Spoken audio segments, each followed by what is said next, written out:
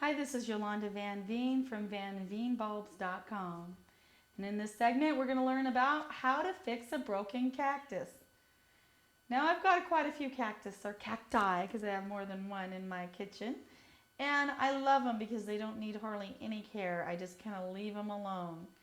But I have been known to break one. They drop sometimes, or the cat knocks them over and they break. Or I've had a few that I've watered too much and the mother part starts to rot, but the top part still looks alive. So how do you save them?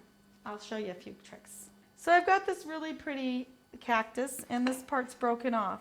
And as you can see, it's making kind of an Elmer's glue kind of goo coming out.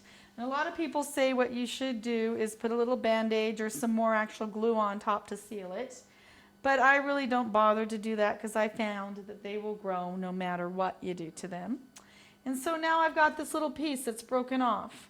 And so most of the time you would think that that would probably just die. But the glory of cacti is that you can just plant them and they will grow again.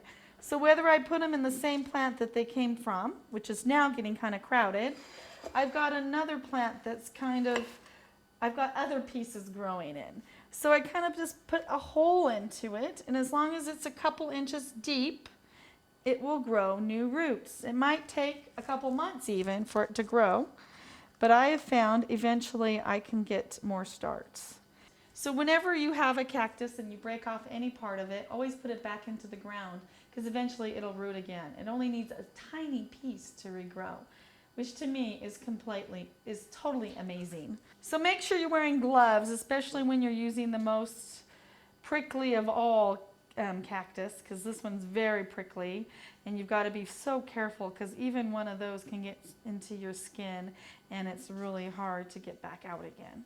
Cactus are meant to break off so that they can regenerate in another spot, and that's why they're so prickly.